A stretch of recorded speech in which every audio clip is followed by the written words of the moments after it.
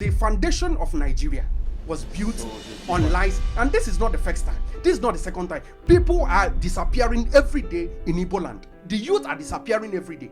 The Christians are dying. The only crime of that woman is because she's a Christian. I can mention a whole lot of them. The sustenance of Nigeria is the oil. The headquarters of this oil companies, they are not in Biafra land. They are not in Igbo land. Igbos are the most educated and the most learned in Nigeria, and they have always been right from time. I want to establish this.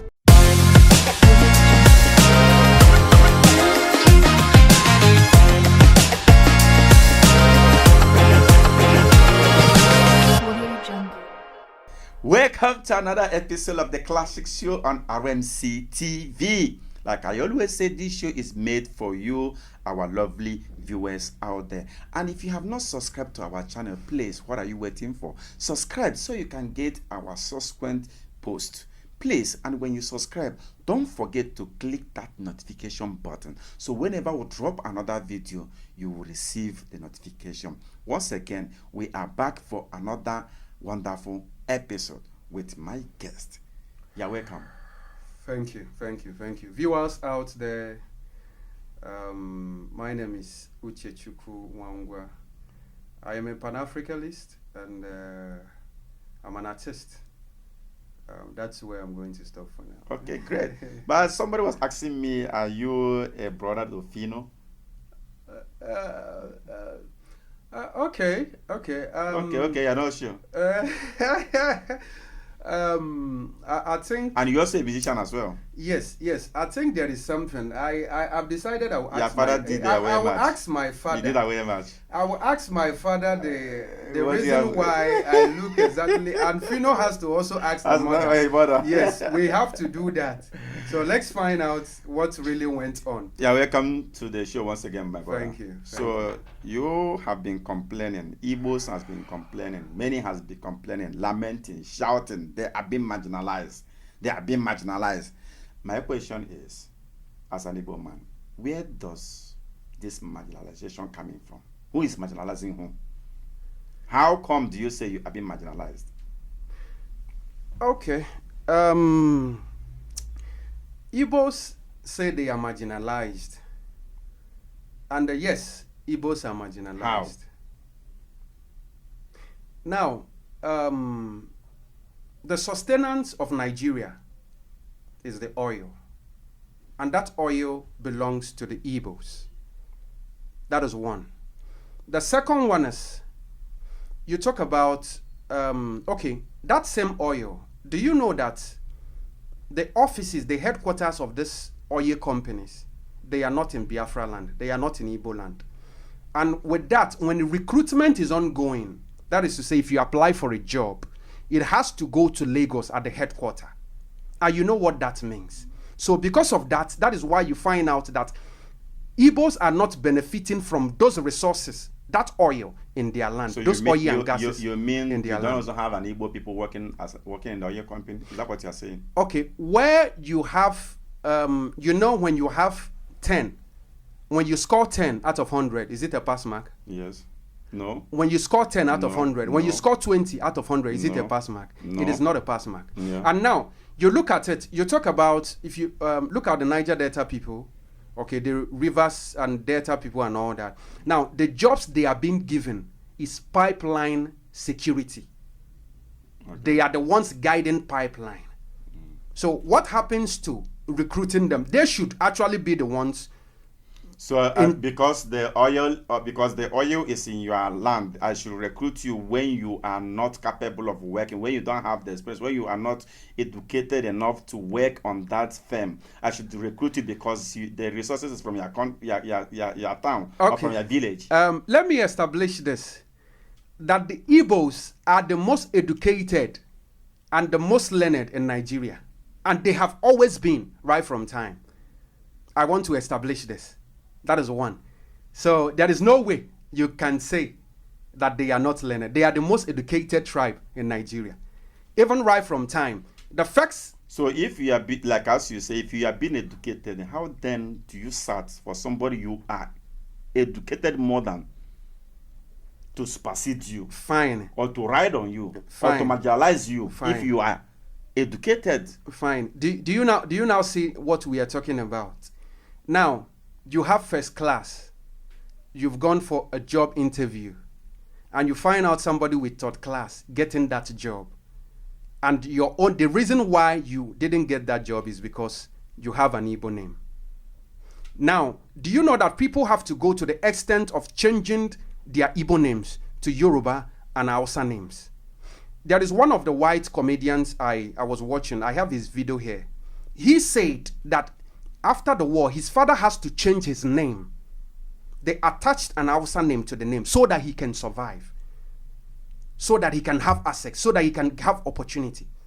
And so the young man is grown. He's talking about it. So that is what the Igbo man has to go through. So you have to tamper with your identity for you to be able to survive. You have anything that has to do with you, you have to leave it down. You have to compromise.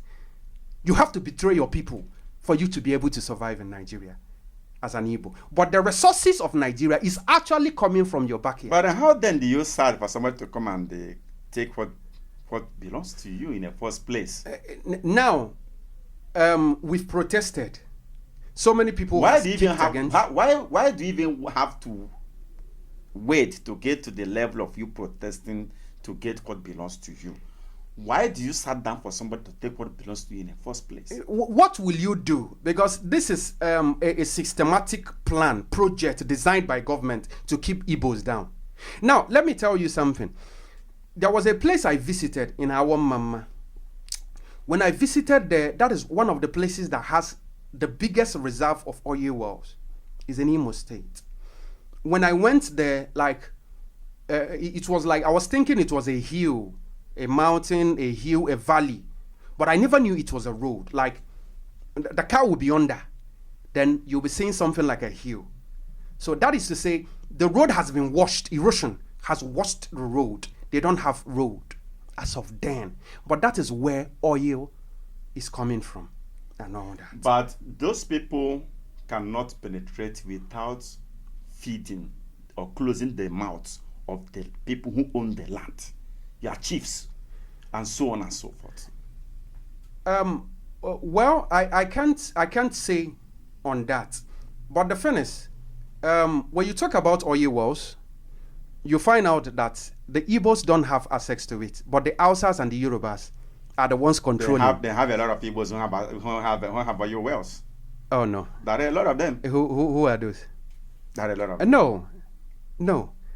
You get it. You find out that somebody, I can mention even Obasanjo, even Tinubu, Atiku, all these people, they have oil wells from the north, from the west and all that. But these oils are not at their place. It is in Igbo land.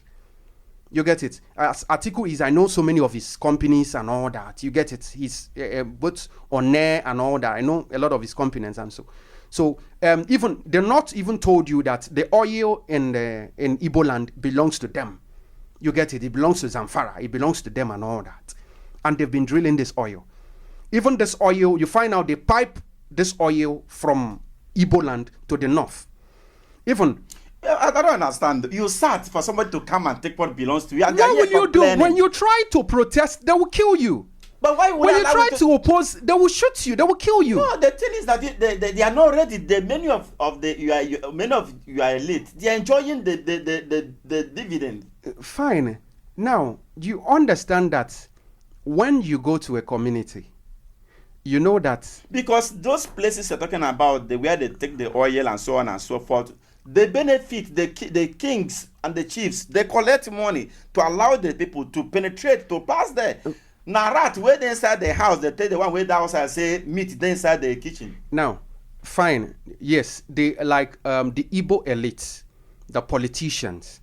Okay, they've been working with these people. So why don't you blame these people and leave Nigeria? No, I'm coming.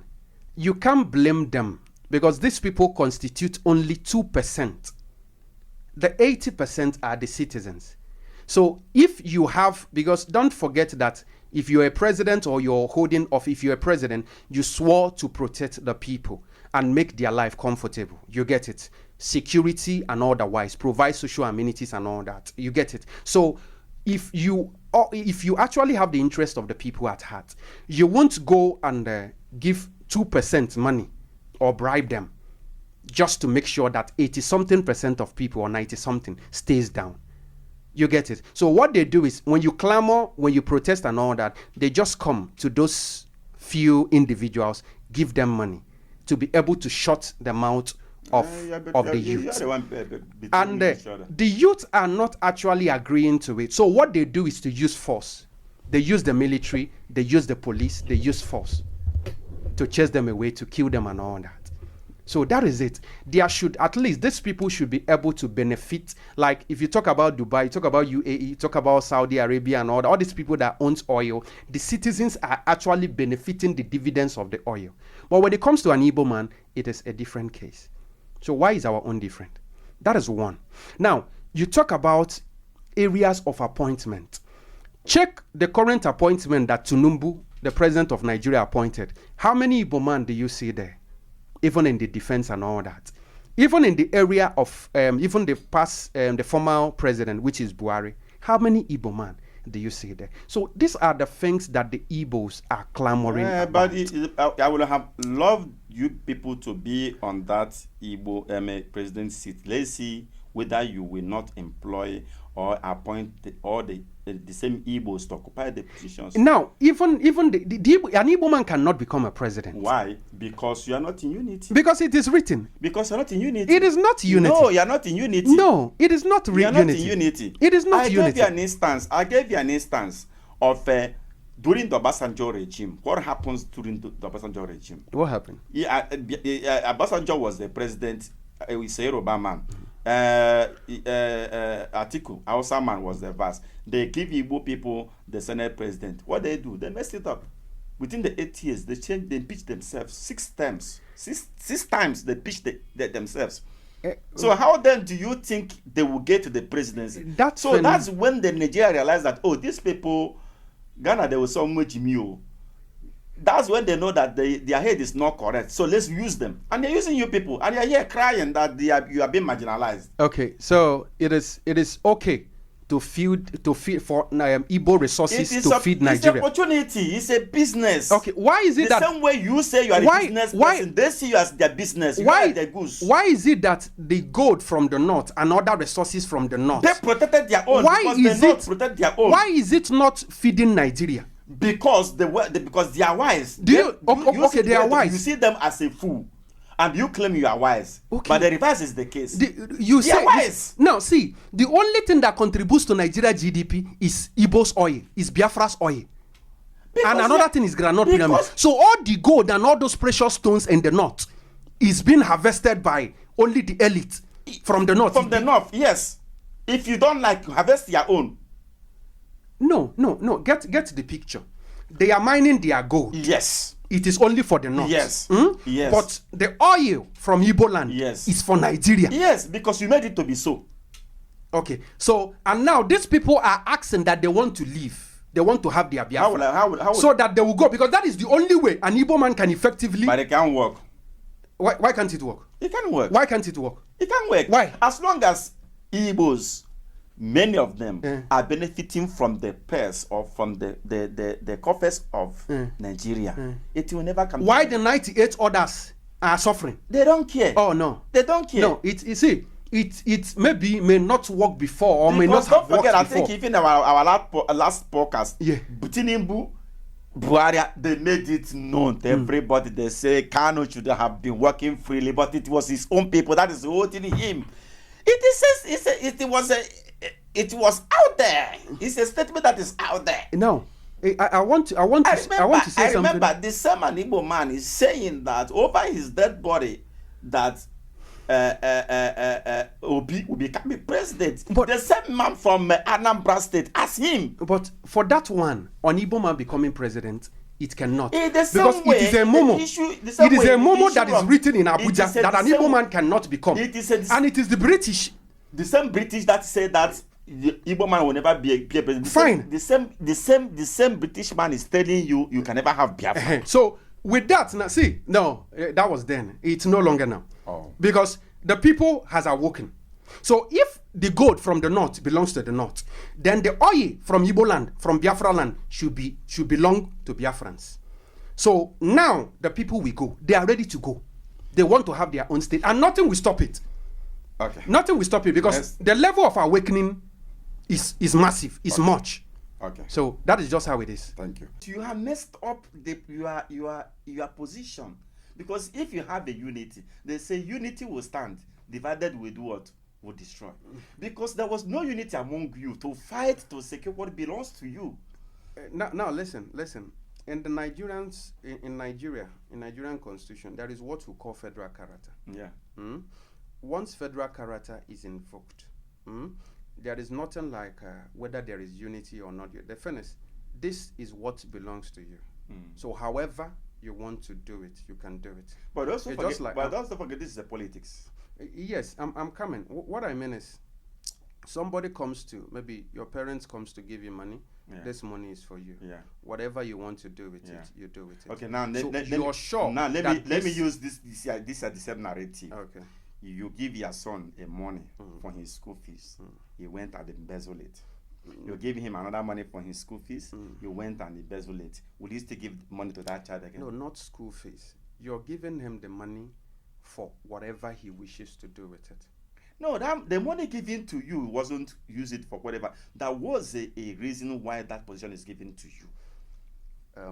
Let's Okay, let's move from there. What are the other way or Now- other things that made you feel that the Igbos are being marginalized? in the areas of politics.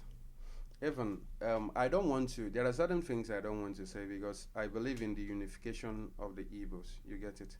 Now you talk about even the likes of Senator David Mark. He's a Benue man. Okay, he's not actually Igbo. Yeah. Okay, he's from Benue and all that. If not that, even they will tell you that Jonathan is not also an Igbo Yeah. Yeah. and all that. You get it. But I believe we are all one people. Yeah. And there are people who are still coming up now to say that they are Igbos. You get it. So that is it. But aside that, you find out that an Igbo man has never led Nigeria, Yeah. despite them producing the oil that sustains Nigeria. But I don't blame me. If the Igbo man couldn't rule Nigeria, who will you blame? You blame the system. You No, blame the you government. blame the Igbos. How will you blame the Igbos? Because you blame the Igbos because each time it is election time, Hausa produce one person, Yoruba produce one person, Igbo produce 20 person to fight, to contest for that the same presidential seat. It is not a problem. Listen, in politics, Nigeria says this is our turn. Listen very well. It's just like what is happening now. They said it is the turn of the South. Because, both the Yorubas and the Igbos, we are all called South. Because during the amalgamation of Nigeria, it was the Northern and the Southern Protectorate. They joined up together. So the South, both the Yorubas and the Igbos, all of us here are the South. So now, they zone it, they rotate it. So when it comes to this thing, Yoruba will say, it is our turn. Hausa will say, it is our turn. But the Igbo man don't always have a turn. They will keep promising Igbo man, next 4 years, next 4 years, next 4 years, from time immemorial till date. You get what I'm saying? Now, let me so take it. now the system is this. The system is this. Since we understand that, it is our turn. Like Tunumbu taking power says, it is my turn. It is the turn of the Yorubas. Do you understand? That is how it is. And he wants to complete his 8 years. You get it? Before power can leave to a different location. So why can't we do it? Because that is a rotational system of government. You get it? The North are still warming up. After the next 4 years, after 2027, okay, the power have to shift, and they believe they will be the one to take power. It's a rotational system of government. Okay, it is very simple. The same way you rotate it and let the Igbo man, okay, this is the turn of the Igbos. Even if they are 50, let them contest. Primaries will be conducted in every party you are. Primaries will be conducted. But this is not constitutional. It's not constitutional. It's not constitutional. It's not constitutional. Yeah, it's not constitutional. It's not constitutional. So it's like somebody coming to promise you, I will give you this in tomorrow or next tomorrow. It's not guaranteed. Okay, so it is. It's a verbal promise. Okay, Promise. Okay, so it is good for the Igbo man to be a fool. Just the resources, because they said the resources in Igbo land belongs to them. and the north, and so we And we should keep producing the resources. Yes, yes. But we should not have because the you're not smart opportunity. enough, and you claim you are smart, but you're not smart enough. We should not have the opportunity to rule the because country. you're not to rule smart the nation. enough. That's the truth. Okay, now let's proceed further. Now, when you talk about the Igbo man, you talk about business. Okay. Right? Mm-hmm. Now, in the whole Africa Okay. and beyond, Mm-hmm. once you talk about Igbo man, you talk about business. Yeah. Now, why is it that there is no single seaport in Igbo land? Mm-hmm. You get it? Yeah. There is no single seaport. When it comes to trade, commerce, and all that, you look at an Igbo man. Okay. But we don't have a single seaport. Okay. Now, the seaports that are close to the Igbos, like the Calabar seaport, the Port Harcourt seaport, the Warri seaport, they made sure it doesn't function. Who made it? The government. In which way? In which way do you control the this thing? The government controls all these things. They have a state government and federal government. Sure. What were their state government doing? Oh no, the state don't have that power. Says whom? Oh no, you can't. The Okay, states proceed. don't have such power. Proceed. So all of them has their limit of powers and all that. This is around the port authority. You get it, and it's controlled by the federal. Okay. So you don't do anything without this thing. It's just like the aviation sector, the this, the that. It's controlled by the federal. Okay. Now it is the federal that decides they want to. Are you telling me? Are you telling me that the airport that was built in Ebonyi State during the Devoma was constructed by federal? No, it was a state. You have for that one. I am coming. You have the right to build airport in your state. Okay, you can have the right to build the seaport. You can also attract federal contract, get federal presence to come and assist you. Okay, establishing a federal federal. So have any governor from the east did what you say? Have you heard any news from anywhere that any sitting governor for any state in the east made such a move? They cannot do that. Now let me tell you something. Yeah. I was watching a video. You know this genocide against Christians that is ongoing in Nigeria. Yeah. Do you know that the governor of Benue State came out to say that there is no genocide against Christians? But this is where at Yele Wata, almost 300 people were killed. Yeah. You get it? And he came out, the governor, the first person in the state, came out to say there is no killings. Do you understand that? So what you have to understand, why did he say that? So that he will protect his image and his political career. Because if he doesn't say that, they will impeach him. They will remove him and they can kill him. That is how it is. So you don't expect these politicians, they are all there for their interest and not for the interest of the people. Thank you. That is it. That you just landed where I was going, which means you don't blame the federal, blame the people that are representing you. There are things the state cannot do for itself. When you talk about seaport, it is not the state that will do that. Okay. Now, all these other seaport I mentioned, like Warri, Port Harcourt, Calabar, and all that, they made sure it stopped functioning. It doesn't function. So the only functional seaport you have in Nigeria is Lagos Seaport. The only functional seaport you have in Nigeria is Lagos Seaport. So that with that, the Igbos can move from their places, from their homes, and go to. Because since they are associated with business, and business has to do with port, okay, now they have to move to Lagos. But we have where like Orashi is in Imo State, and Orashi is where the rivers meet the Atlantic. It's in Imo State. And this is the best place, the closest place to the Atlantic, where you can actually establish a seaport. Rather, we are having dry seaport in the north. They're establishing dry seaport in the north. But the people who are into business, who are into trade, and so they made sure that there are no seaports around them. It is marginalization. You get it? And everything. You talk about the roads in the east. We have state roads. We have federal roads. You get it? The roads are not motorable. Social amenities, health care, and all that. There are a lot of things that the federal does for its people. Is the federal omnipresent if a governor do not draw the attention of the federal, okay, this is a federal road and it need to be worked on, how can the federal know? My brother, this fence has been there. Okay, what about the companies in the East? The textile industries, the textile companies and all that. The companies we all had in the East, they were all shut down. And these things are deliberate, just to make sure an Igbo man stays down. It's been there. We know all these things. It has been there. You see, we are wrapping up now, because of time. Yes. Let's go into. Let me highlight more things to you.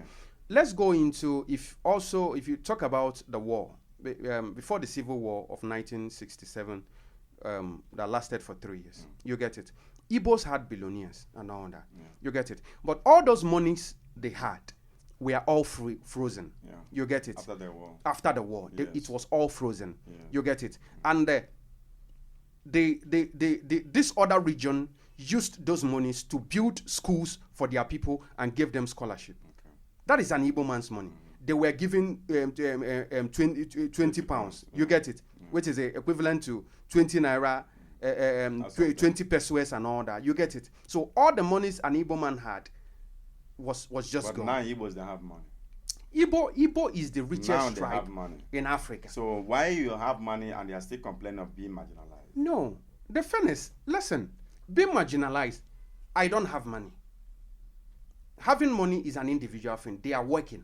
You get it. Now, there have been issues where you find out that people try to take up a road construction. They are being stopped by the state. They can't do it. They tell you that this is a federal road. This is a state road and all that. They can't do it. The little they can do within their communities and all that, they are doing that. You get it? But what we are saying is we need equal rights. The same way the North are being treated, the same opportunity that is given to a Yoruba man, given to a Northerner, the same opportunity should be given to an Igbo man. What they give you, you mess it up. How do you mess it up? How do you mess it up?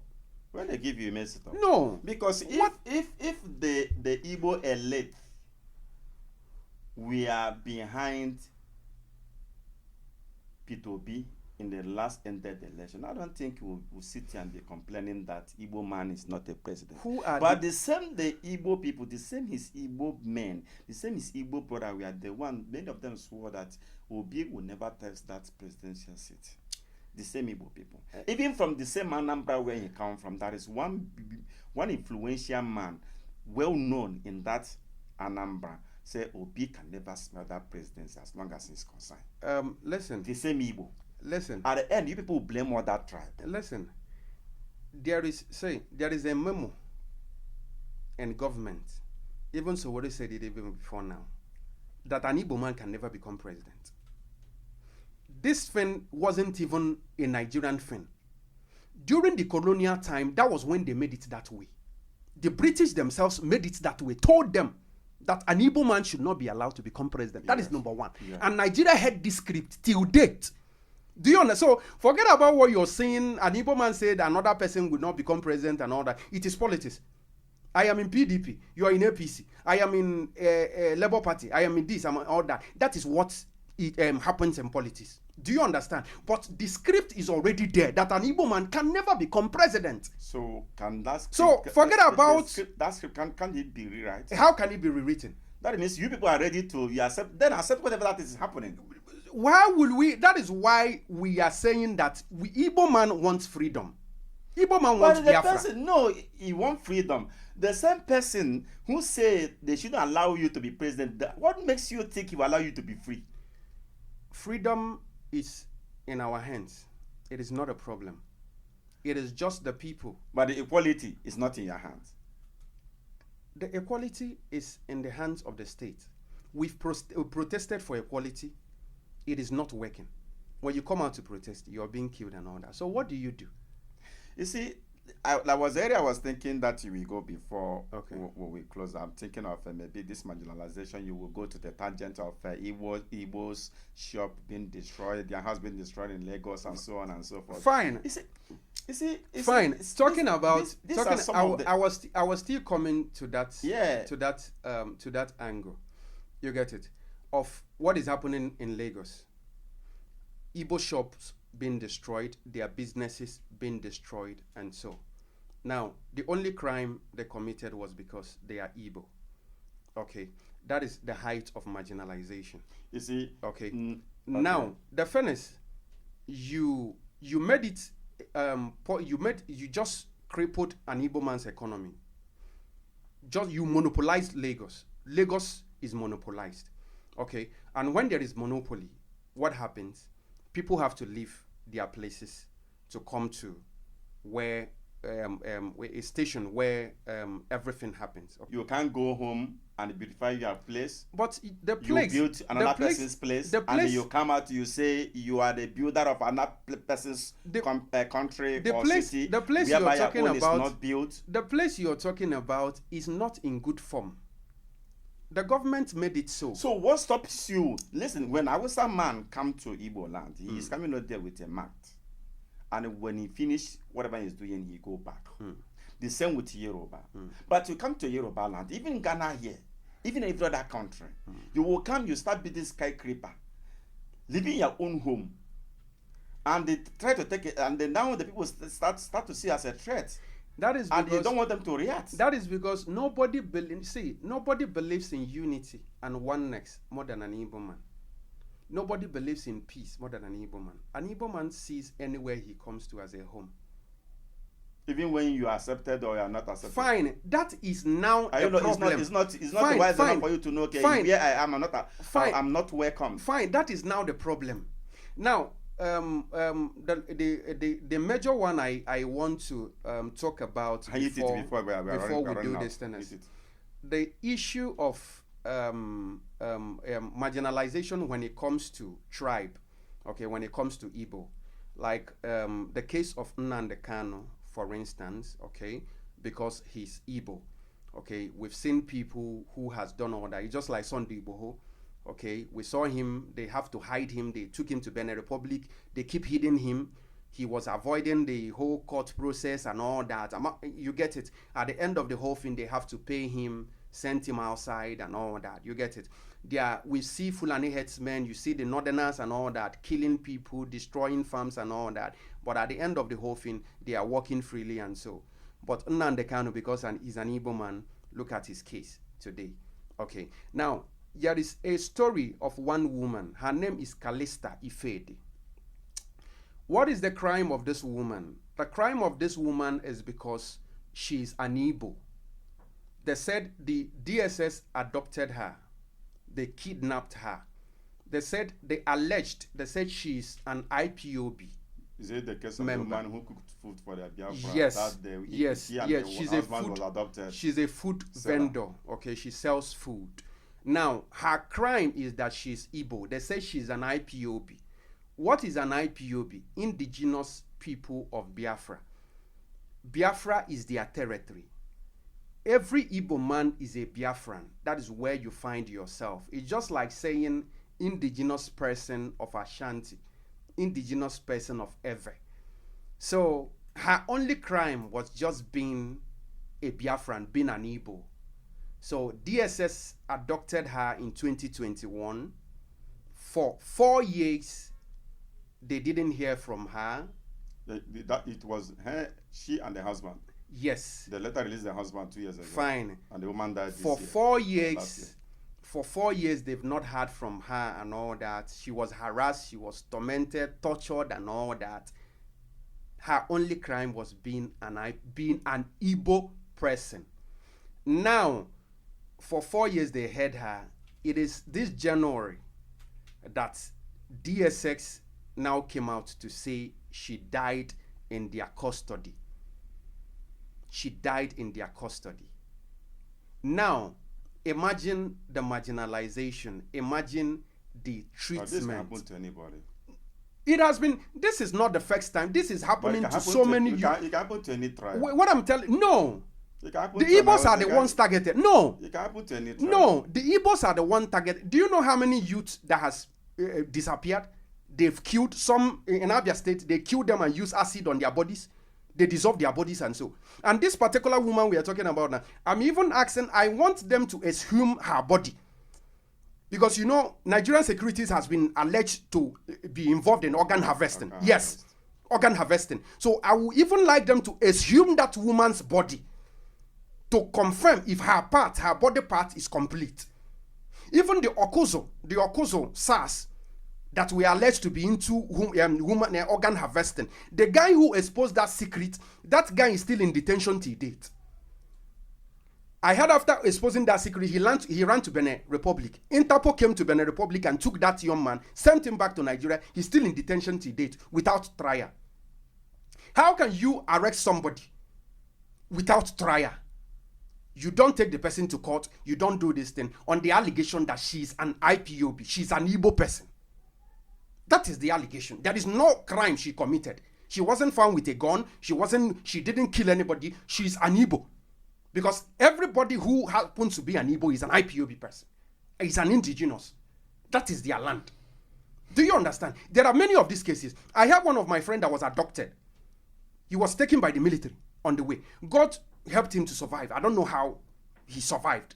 What about the other ones? Because they were loaded in 3 buses. What about the other people who were part of the other youth who were carried along? Who knows their case till now?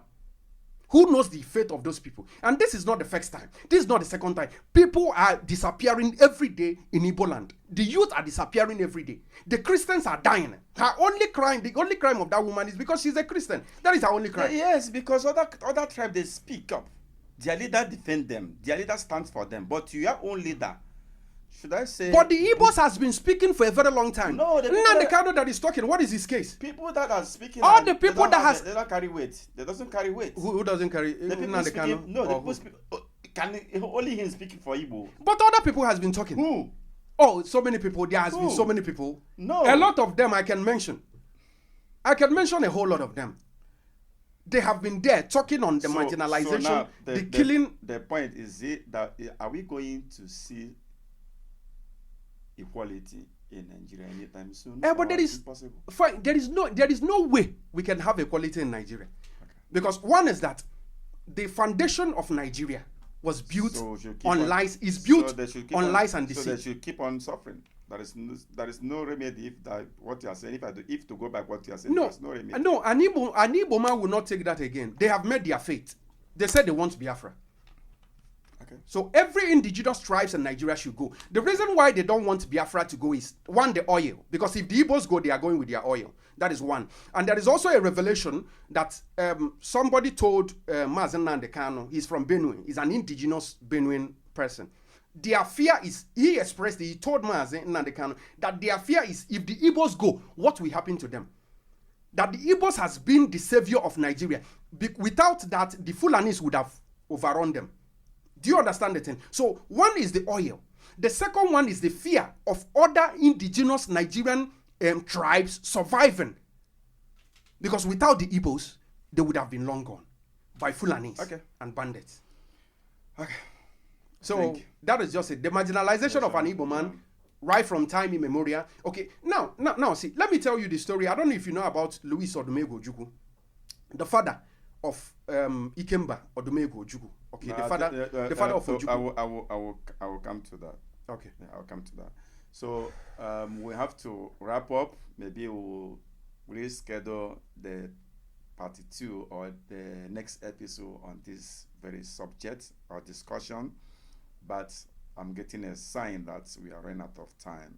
So we will continue this discussion on the next episode. Thank you for watching. Thank you for subscribing. And like I said, please don't forget to click the notification button, and so you can get our next post or next episode. Thank you and remain blessed. I remain your host, Mr. Ajah. Thank you.